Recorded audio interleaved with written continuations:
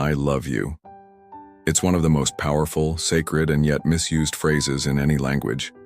These three simple words are supposed to hold weight, to signify loyalty, tenderness, protection, and deep emotional connection.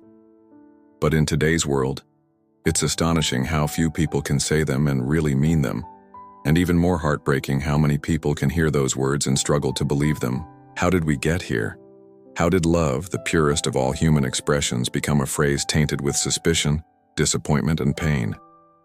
The truth is, love has been manipulated, twisted, and redefined by generations of people who used it not as a gift, but as a weapon.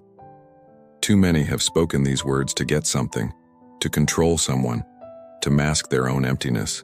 They use it like a key, one that opens trust, intimacy, vulnerability, and then, after stepping inside someone's heart, they steal the very peace they promised to bring. And so we learn, slowly and painfully, to doubt those words. We become suspicious of love. We hear, I love you, and instead of feeling safe, we brace for impact. How can someone say, I love you, and still hurt the one they say it to? That question sits at the center of countless broken homes, shattered friendships, and wounded hearts. It's asked by the woman with bruises hidden beneath makeup, by the man who's been emotionally manipulated, by the child who flinches when they hear footsteps down the hallway. If love is present, then why is there pain?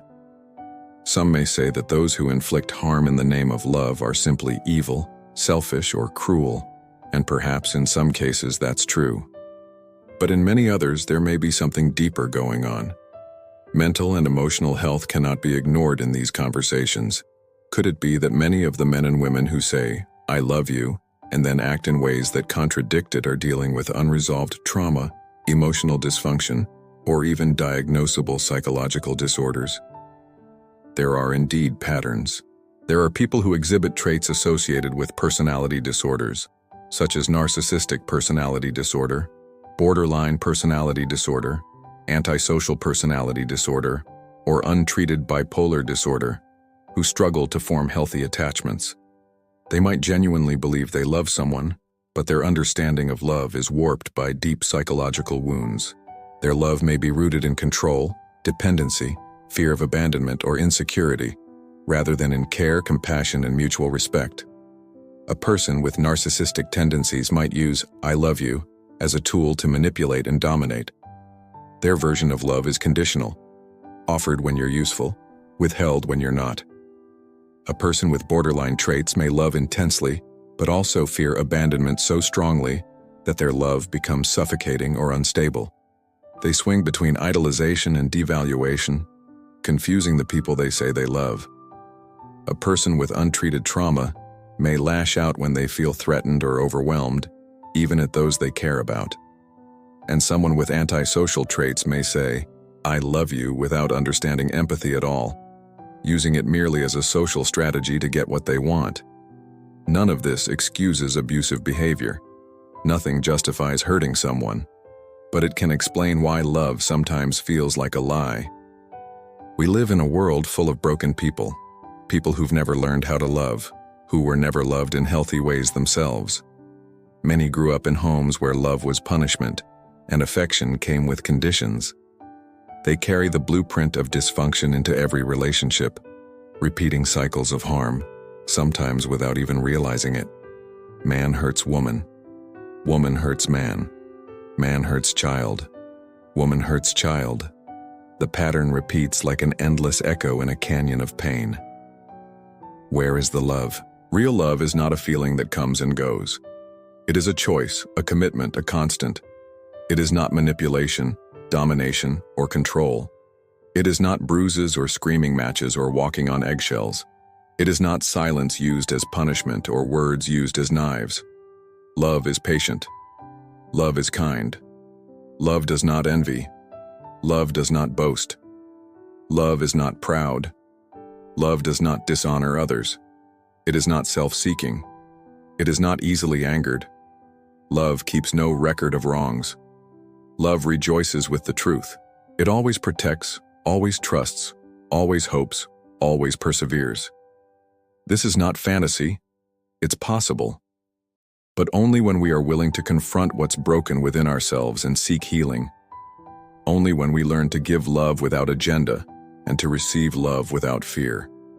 Only when we understand that love is not ownership, that it is not entitlement, that to love someone is to want what is best for them, even if that means setting them free.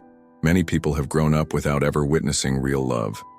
They confuse chaos with passion, jealousy with care, control with affection. They don't know how to be gentle, how to listen, how to forgive. And so they say, "I love you," and believe it, even while their actions contradict it. They don't see the harm they cause. They don't understand the damage.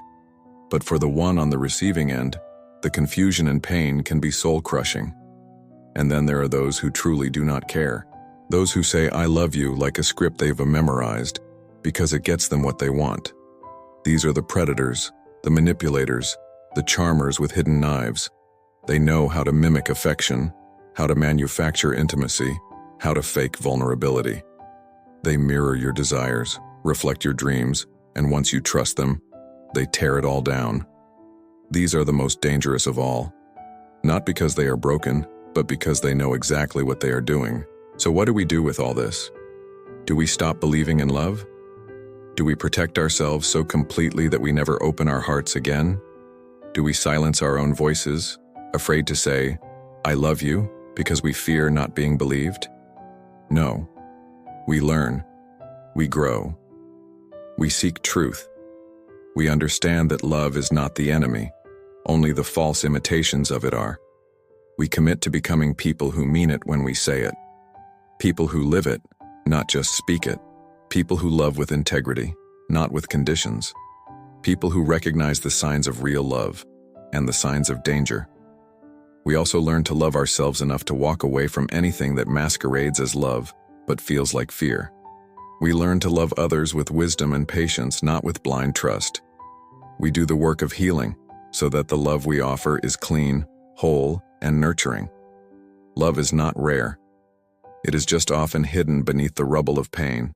But it exists. It lives in the quiet gestures, the hand held in grief, the apology sincerely given, the sacrifice made without expectation. It lives in consistency, in kindness, in showing up.